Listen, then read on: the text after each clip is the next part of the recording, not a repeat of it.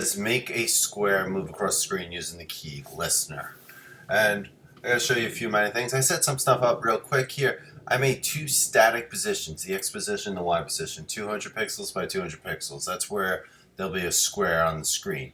Here inside the main method, so you all see it, I made a JFrame, made the instance of this class called B1, added that to the frame.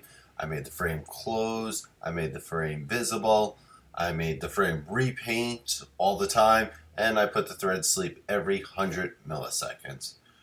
Now that's the main method. Then down here in the paint method, just so you all see what I did, I made the background red, 800 by 800, and then I made the square right here, X position, Y position, a blue square, 40 by 40. So if I run it real quick, I want you to see what I have on the screen. Everything working on the screen, and I did not give it a size.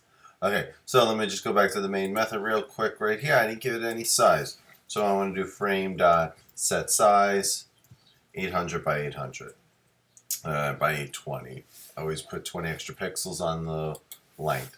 So here it is. Now you should see it. It's back. It's into the visible screen. Just click on the keyboard. Nothing happens. So how do I make the keyboard move?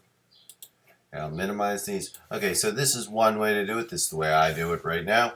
Is we put here public, and then the name of the class. So remember, when we make an instance of the class, it goes to the constructor, and right here in the constructor, moving square right here. What we want to do, we want to add a key listener. We want to make the keyboard listening to hearing what's going on.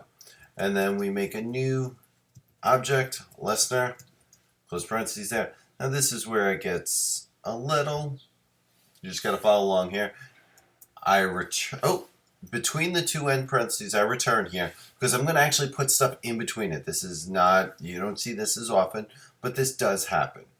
And then I put a semicolon there. Now before that, okay, so right here, I'm actually going to put a bunch of other methods. So if we import right now, KeyListener, import KeyListener, there are 3 methods that have to be inside of here. Just waiting for it. Okay. Let me click over here. Am I mistyping? Okay, so to add the key listener here, I'm trying to just double check, make sure I didn't forget anything. Okay, so the 3 things we need to have in here.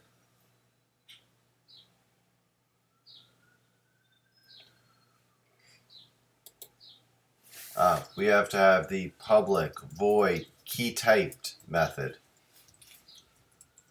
and key event E. So when you press down on a keyboard, this will do something. There's a method for that. Oh, I see what I forgot. The blanket right here. Need to have a bracket here. All this is going to be within a bracket, and then another bracket there. And then this parentheses right here down at line 45 matches with this parentheses right here in 39. So now it should allow me to, okay, so what I was going to show in there are 3 methods that have to be here. Because we use the Eclipse environment, it types it for us. So if we do right here, add unimplemented methods, because this is an inherited abstract class, we have to have certain methods. It's defined. And here are the 3 methods: key typed, key pressed, key released. And it tells you these were auto-generated. They were made for you. And we could do stuff inside of here. So now you could see it all. This is the entire method right here. Public moving square. It's the constructor. We added a key listener. Now inside of here, it's actually relatively easy. So if I put this out, we'll say an if statement. Now you can control it in the 2 main ways I usually show over the years are key code and key char. So because the class over the years has asked me to start doing AWSD instead of the arrows like I used to, what I'm going to do is do E dot, so that's the E that's in the parameter right here, get key char. So it's going to go get whatever key you press on and check what character is it. Well, that's 2 equal signs, check, and single quotes because it's a char. If it's A, I want to move to the left. I want to move to the left. I've got the parentheses after the R here. So what I do is I say x position is now equal to x position minus 20 if we want. And then I could say else if e dot get key char, see if it goes to the right. And what I want to know by the right is the letter D.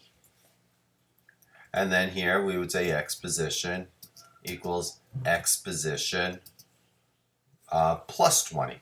That's to the right. So if we run this now, and I bring it over into the screen and I press D, left, nothing happens. And I did want to show this to you because there is one more thing that needs to be done. Okay, so down here at the bottom of this constructor method, after this semicolon, put set focusable true. If I run into one mistake with students, it's not putting this in.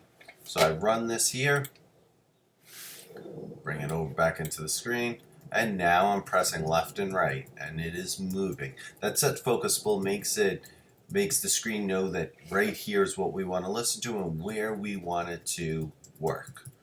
So this is it. Now if I hold the button down, it moves continuously. Now if I like to put this in, it is useful for certain video games that you may make, is down here in key released. I like to put this, that get key char if it's equal to A. So that means if you release the A, you add no more speed.